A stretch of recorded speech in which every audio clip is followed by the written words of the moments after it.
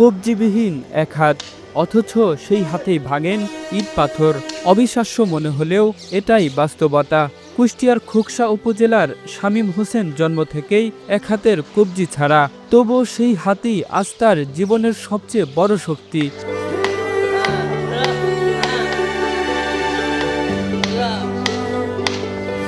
৩৫ বছর বয়সী শামীমের দিনের অধিকাংশ সময় কাটে বিভিন্ন রেল স্টেশনে। ট্রেনের জন্য অপেক্ষা করা যেন তার নিত্যদিনের কাজ। ট্রেন থেকে নামা যাত্রীদের সামনে শারীরিক কসরত দেখিয়ে যা আয় হয় তাই দিয়েই চলে তার সংসার।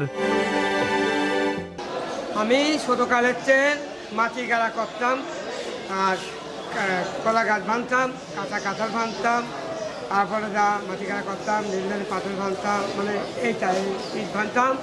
আর এটা 35 লাখ আছে, মঙ্গল 6 মাস লাগে। যদি পাথর বানি 10-20 লাখ টাকা দেয়, 20 লাখ টাকা দেয়, 50 লাখ চলে। শামীমের কসরত নিজ চোখে না দেখলে অনেকের কাছেই তা গল্প বলে মনে হয়। কবজিবিহীন হাত দিয়ে ইট পাথর ভাঙার দৃশ্য দেখতে জড়ো হন পথচারী ও যাত্রীরা। কেউ কেউ সাধ্যমতো করেন সহায়তাও।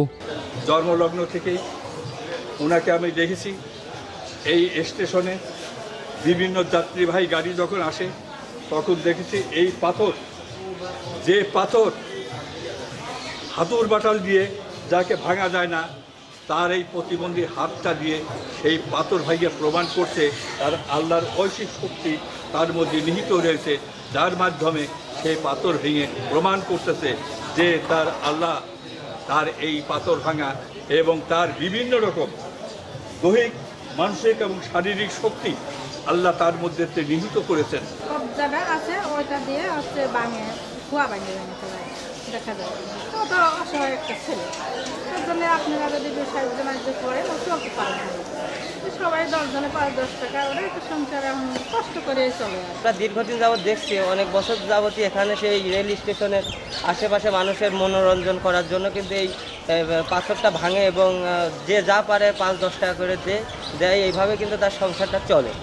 আর সরকারের কাছে দাবি যে এর একটা যাতে কোনো কিছু সহায়তামূলক কোনো কিছু করা হয়, যাতে করে সে মোটামুটিভাবে একটা পুনর্বাসন পেতে পারে। ঠিক আছে, অনেকেই তাকে অর্থ সহায়তা করেন বলে জানান স্টেশন কর্তৃপক্ষ। শামীমের ছেলেটা দীর্ঘদিন যাবৎ আমরা তাকে দেখতেছি, তার একটা হাত আছে কিন্তু তার একটা হাতের সামনের অংশটা তো নাই, এখন সে জন্মসূত্রে যেটা থাকতে পারে।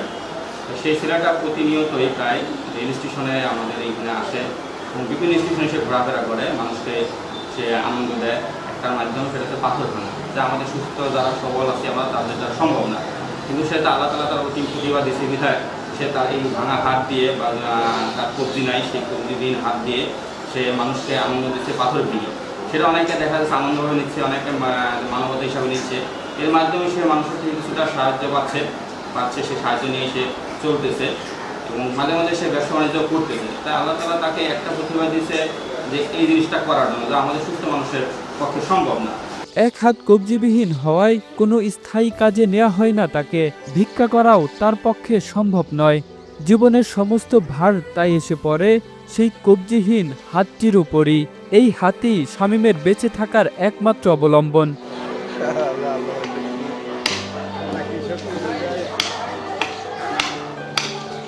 সরকারি কিংবা বেসরকারি পৃষ্ঠপোষকতায় বদলে যেতে পারে শামীমের কষ্টে মোড়ানো জীবন। একটু সহানুভূতি আর সহায়তায় দিতে পারে তাকে নতুন আশার আলো। Kamrul Islam, Asian television.